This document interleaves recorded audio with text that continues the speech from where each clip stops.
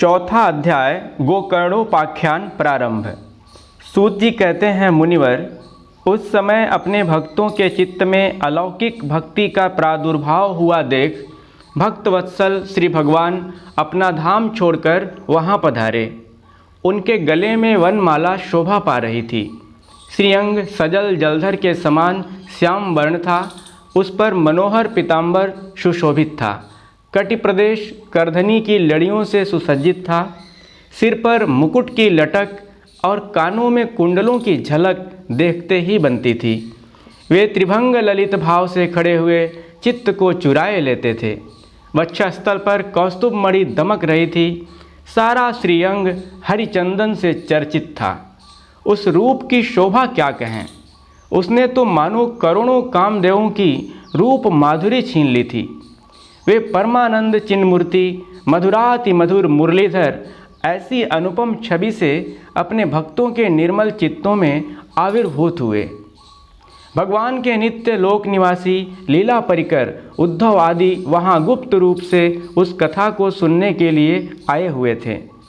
प्रभु के प्रकट होते ही चारों ओर जय हो की ध्वनि होने लगी। उस समय भक्ति रस का अद्भुत प्रवाह चला। बार बार अबीर गुलाल और पुष्पों की वर्षा तथा शंख ध्वनि होने लगी। उस सभा में जो लोग बैठे थे उन्हें अपने देह गेह और आत्मा की भी कोई सुधि न रही। उनकी ऐसी तन्मयता देखकर नारद जी कहने लगे, मुनीश्वर गण, आज सप्ताह श्रवण की मैंने यह बड़ी ही अलौकिक महिमा देखी।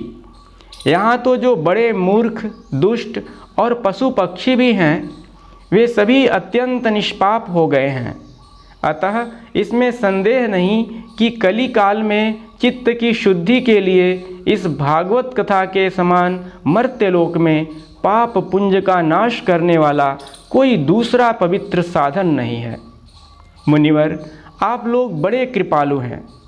आपने संसार के कल्याण का विचार करके यह बिल्कुल निराला ही मार्ग निकाला है।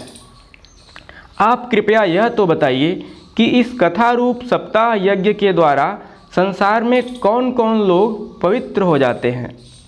सनकादि ने कहा, जो लोग सदा तरह तरह के पाप किया करते हैं, निरंतर दुराचार में ही तत्पर रहते हैं और उल्टे मार्गों में चलते हैं, तथा जो क्रोधाग्नि से जलते रहने वाले कुटिल और काम परायण हैं, वे सभी इस कलयुग में सप्ताह यज्ञ से पवित्र हो जाते हैं।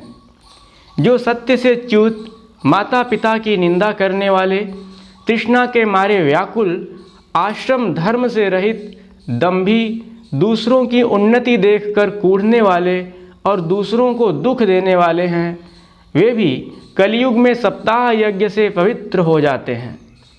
जो मदिरापान, ब्रह्म हत्या, स्वर्ण की चोरी, गुरु स्त्री गमन और विश्वासघात, ये 5 महापाप करने वाले, छल छद्म परायण, क्रूर, पिशाचों के समान निर्दयी, ब्राह्मणों के धन से पुष्ट होने वाले और व्यभिचारी हैं, वे भी कलयुग में सप्ताह यज्ञ से पवित्र हो जाते हैं। जो दुष्ट, आग्रह पूर्वक सर्वदा मन, वाणी या शरीर से पाप करते रहते हैं, दूसरे के धन से ही पुष्ट होते हैं तथा मलिन मन और दुष्ट हृदय वाले हैं, वे भी कलयुग में सप्ताह यज्ञ से पवित्र हो जाते हैं। हे नारद जी, अब हम तुम्हें इस विषय में एक प्राचीन इतिहास सुनाते हैं। उसके सुनने से ही सब पाप नष्ट हो जाते हैं। पूर्व काल में तुंगभद्रा नदी के तट पर एक अनुपम नगर बसा हुआ था। वहाँ सभी वर्णों के लोग अपने अपने धर्मों का आचरण करते हुए सत्य और सत्कर्मों में तत्पर रहते थे। उस नगर में समस्त वेदों का विशेषज्ञ और श्रौत्र स्मार्त कर्मों में निपुण एक आत्मदेव नामक ब्राह्मण रहता था। वह साक्षात दूसरे सूर्य के समान तेजस्वी था। वह धनी होने पर भी भिक्षाजीवी था। उसकी प्यारी पत्नी धुंधुली कुलीन एवं सुंदरी होने पर भी सदा अपनी बात पर अड़ जाने वाली थी। उसे लोगों की बात करने में सुख मिलता था। स्वभाव था क्रूर, प्रायः कुछ न कुछ बकवाद करती रहती थी। गृह कार्य में निपुण थी, कृपण थी और थी झगड़ालू भी। इस प्रकार ब्राह्मण दंपति प्रेम से अपने घर में रहते और विहार करते थे। उनके पास अर्थ और भोग विलास की सामग्री बहुत थी। घर द्वार भी सुंदर थे, परंतु उससे उन्हें सुख नहीं था। जब अवस्था बहुत ढल गई, तब उन्होंने संतान के लिए तरह तरह के पुण्य कर्म आरंभ किए और वे दीन दुखियों को गौ, पृथ्वी, स्वर्ण और वस्त्र आदि दान करने लगे। इस प्रकार धर्म मार्ग में उन्होंने अपना आधा धन समाप्त कर दिया, तो भी उन्हें पुत्र या पुत्री किसी का भी मुख देखने को न मिला। इसलिए अब वह ब्राह्मण बहुत ही चिंतातुर रहने लगा। एक दिन वह ब्राह्मण देवता बहुत दुखी होकर घर से निकलकर वन को चल दिया। दोपहर के समय उसे प्यास लगी, इसलिए वह एक तालाब पर आया। संतान के अभाव के दुख ने उसके शरीर को बहुत सुखा दिया था, इसलिए थक जाने के कारण जल पीकर वह वहीं बैठ गया। 2 घड़ी बीतने पर वहाँ एक सन्यासी महात्मा आए। जब ब्राह्मण देवता ने देखा कि वे जल पी चुके हैं, तब वह उनके पास गया और चरणों में नमस्कार करने के बाद सामने खड़े होकर लंबी लंबी सांसें लेने लगा। सन्यासी ने पूछा, कहो ब्राह्मण देवता, रोते क्यों हो? ऐसी तुम्हें क्या भारी चिंता है? तुम जल्दी ही मुझे अपने दुख का कारण बताओ। ब्राह्मण ने कहा, महाराज, मैं अपने पूर्व जन्म के पापों से संचित दुख का क्या वर्णन करूं? अब मेरे पितर मेरे द्वारा दी हुई जलांजलि के जल को अपने चिंता जनित सांस से गर्म करके पीते हैं। देवता और ब्राह्मण मेरा दिया हुआ प्रसन्न मन से स्वीकार नहीं करते। संतान के लिए मैं इतना दुखी हो गया हूँ कि मुझे सब सूना ही सूना दिखाई देता है। मैं प्राण त्यागने के लिए यहाँ आया हूँ। संतानहीन जीवन को धिक्कार है, संतानहीन गृह को धिक्कार है, संतानहीन धन को धिक्कार है और संतानहीन कुल को धिक्कार है। मैं जिस गाय को पालता हूँ वह भी सर्वथा बाँझ हो जाती है। जो पेड़ लगाता हूँ उस पर भी फल फूल नहीं लगते। मेरे घर में जो फल आता है वह भी बहुत जल्दी सड़ जाता है। जब मैं ऐसा अभागा और पुत्रहीन हूँ, तब फिर इस जीवन को ही रखकर मुझे क्या करना है? यूँ कहकर वह ब्राह्मण दुख से व्याकुल हो उन सन्यासी महात्मा के पास फुट फुट कर रोने लगा। तब उन यतिवर के हृदय में बड़ी करुणा उत्पन्न हुई। वे योगनिष्ठ थे। उन्होंने उसके ललाट की रेखाएं देखकर सारा वृत्तांत जान लिया और फिर उसे विस्तार पूर्वक कहने लगे। सन्यासी ने कहा, ब्राह्मण देवता, इस प्रजा प्राप्ति का मोह त्याग दो। कर्म की गति प्रबल है। विवेक का आश्रय लेकर संसार की वासना छोड़ दो। विप्रवर, सुनो, मैंने इस समय तुम्हारा प्रारब्ध देखकर निश्चय किया है कि 7 जन्म तक तुम्हारे कोई संतान किसी प्रकार नहीं हो सकती। पूर्व काल में राजा सगर एवं अंग को संतान के कारण दुख भोगना पड़ा था। हे ब्राह्मण, अब तुम कुटुंब की आशा छोड़ दो। संन्यास में ही सब प्रकार का सुख है। ब्राह्मण ने कहा, महात्मा जी, विवेक से मेरा क्या होगा? मुझे तो बलपूर्वक पुत्र दीजिए, नहीं तो मैं आपके सामने ही शोक मूर्छित होकर अपने प्राण त्यागता हूँ। जिसमें पुत्र स्त्री आदि का सुख नहीं है, ऐसा संन्यास तो सर्वथा नीरस ही है। लोक में सरस तो पुत्र पौत्रादि से भरा पूरा गृहस्थ आश्रम ही है। ब्राह्मण का ऐसा आग्रह देखकर उन तपोधन ने कहा, विधाता के लेख को मिटाने का हठ करने से राजा चित्रकेतु को बड़ा कष्ट उठाना पड़ा था। इसलिए दैव जिसके उद्योग को कुचल देता है, उस पुरुष के समान तुम्हें भी पुत्र से सुख नहीं मिल सकेगा। तुमने तो बड़ा हठ पकड़ रखा है और अर्थी के रूप में तुम मेरे सामने उपस्थित हो। ऐसी दशा में मैं तुम्हें क्या कहूँ? जब महात्मा जी ने देखा कि यह किसी प्रकार अपना आग्रह नहीं छोड़ता, तब उन्होंने उसे एक फल देकर कहा, इसे तुम अपनी पत्नी को खिला देना। इससे उसके एक पुत्र होगा। तुम्हारी स्त्री को 1 साल तक सत्य, शौच, दया, दान और एक समय एक ही अन्न खाने का नियम रखना चाहिए। यदि वह ऐसा करेगी तो बालक बहुत शुद्ध स्वभाव वाला होगा। यूँ कहकर वे योगी राज चले गए और ब्राह्मण अपने घर लौट आया।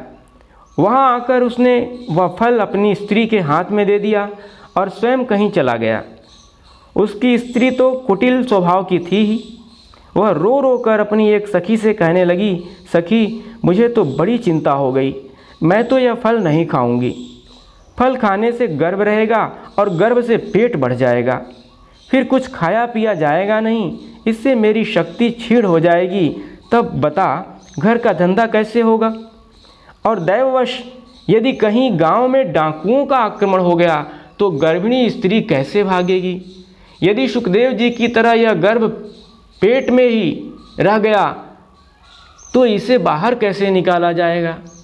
और कहीं प्रसव काल के समय वह टेढ़ा हो गया तो फिर प्राणों से ही हाथ धोना पड़ेगा। यूँ भी प्रसव के समय बड़ी भयंकर पीड़ा होती है। मैं सुकुमारी भला यह सब कैसे सह सकूंगी? मैं जब दुर्बल पड़ जाऊंगी तब ननद रानी आकर घर का सब माल मत्ता समेट ले जाएगी और मुझसे तो सत्य शौचादि नियमों का पालन होना भी कठिन ही जान पड़ता है। जो स्त्री बच्चा जनती है उससे उस बच्चे के लालन पालन में भी बड़ा कष्ट होता है। मेरे विचार से तो वंध्या या विधवा स्त्रियां ही सुखी हैं। मन में ऐसे ही तरह तरह के कुतर्क उठने से उसने वह फल नहीं खाया और जब उसके पति ने पूछा, फल खा लिया? तब उसने कह दिया, हाँ खा लिया। एक दिन उसकी बहन अपने आप ही उसके घर आई।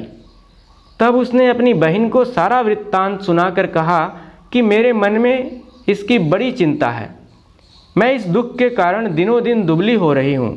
बहन, मैं क्या करूँ? बहन ने कहा, मेरे पेट में बच्चा है, प्रसव होने पर वह बालक मैं तुझे दे दूँगी। तब तक तू गर्भवती के समान घर में गुप्त रूप से सुख से रह। तू मेरे पति को कुछ धन दे देगी तो वे तुझे अपना बालक दे देंगे। हम ऐसी युक्ति करेंगी कि जिसमें सब लोग यही कहें कि इसका बालक 6 महीने का होकर मर गया और मैं नित्य प्रति तेरे घर आकर उस बालक का पालन पोषण करती रहूँगी। तू इस समय इसकी जांच करने के लिए यह फल गऊ को खिला दे। ब्राह्मणी ने स्त्री स्वभाववश जो जो उसकी बहन ने कहा था वैसे ही सब किया। इसके पश्चात समयानुसार जब उस स्त्री के पुत्र हुआ तब उसके पिता ने चुपचाप लाकर उसे धुंधली को दे दिया और उसने आत्मदेव को सूचना दे दी कि मेरे सुखपूर्वक बालक हो गया है।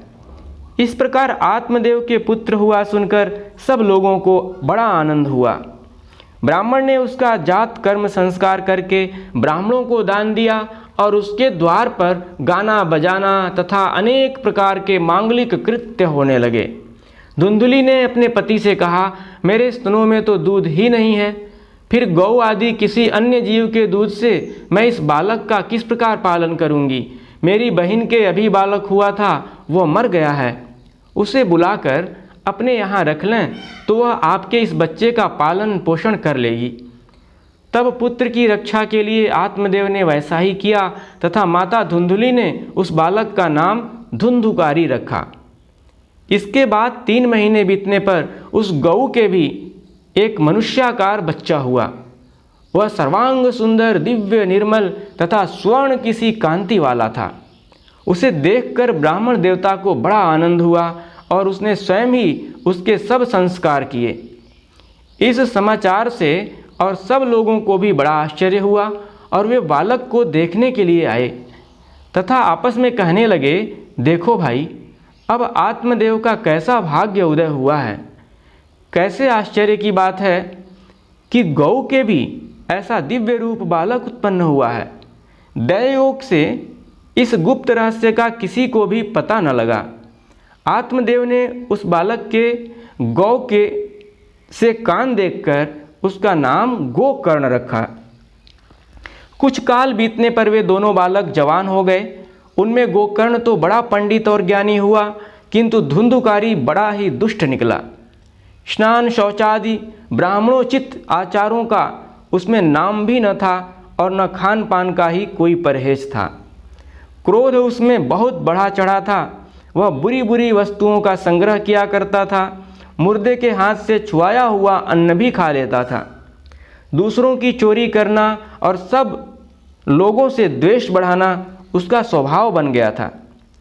छिपे छिपे वह दूसरों के घरों में आग लगा देता था, दूसरों के बालकों को खिलाने के लिए गोद में लेता और उन्हें चट कुएं में डाल देता। हिंसा का उसे व्यसन सा हो गया था। हर समय वह अस्त्र शस्त्र धारण किए रहता और बेचारे अंधे और दीन दुखियों को व्यर्थ तंग करता। चांडालों से उसका विशेष प्रेम था। बस हाथ में फंदा लिए कुत्तों की टोली के साथ शिकार की टोह में घूमता रहता। वेश्याओं के जाल में फंसकर उसने अपने पिता की सारी संपत्ति नष्ट कर दी। एक दिन माता पिता को मार पीट कर घर के सब बर्तन भांडे उठा ले गया।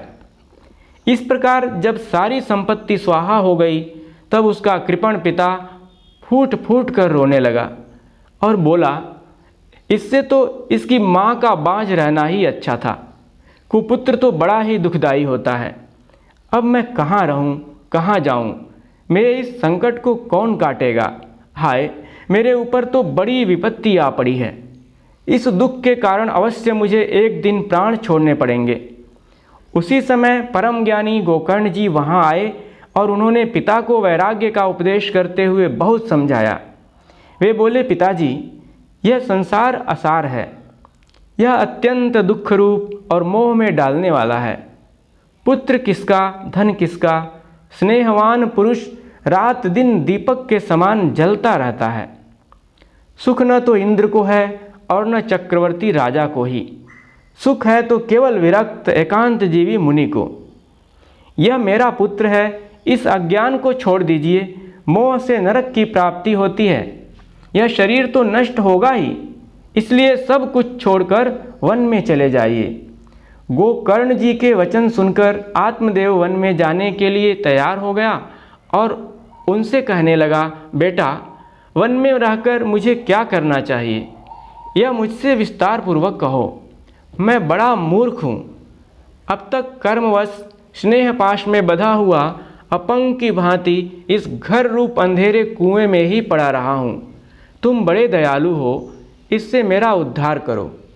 गोकर्ण जी ने कहा, पिताजी, यह शरीर हड्डी मांस और रुधिर का पिंड है। इसे आप मैं मानना छोड़ दें और स्त्री पुत्र आदि को अपना कभी न मानें। इस संसार को रात दिन क्षणभंगुर देखें। इसकी किसी भी वस्तु को स्थायी समझकर उसमें राग न करें। बस एकमात्र वैराग्य रस के रसिक होकर भगवान की भक्ति में लगे रहें। भगवत भजन ही सबसे बड़ा धर्म है। निरंतर उसी का आश्रय लिए रहें। अन्य सब प्रकार के लौकिक धर्मों से मुख मोड़ लें। सदा साधुजनों की सेवा करें। भोगों की लालसा को पास न फटकने दें तथा जल्दी से जल्दी दूसरों के गुण दोषों का विचार करना छोड़कर एकमात्र भगवत सेवा और भगवान की कथाओं के रस का ही पान करें। इस प्रकार पुत्र की वाणी से प्रभावित होकर आत्मदेव ने घर छोड़ दिया और वन की यात्रा की। यद्यपि उसकी आयु उस समय 60 वर्ष की हो चुकी थी, फिर भी बुद्धि में पूरी दृढ़ता थी। वहाँ रात दिन भगवान की सेवा पूजा करने से और नियम पूर्वक भागवत के 10वें स्कंद का पाठ करने से उसने भगवान श्री कृष्णचंद्र को प्राप्त कर लिया।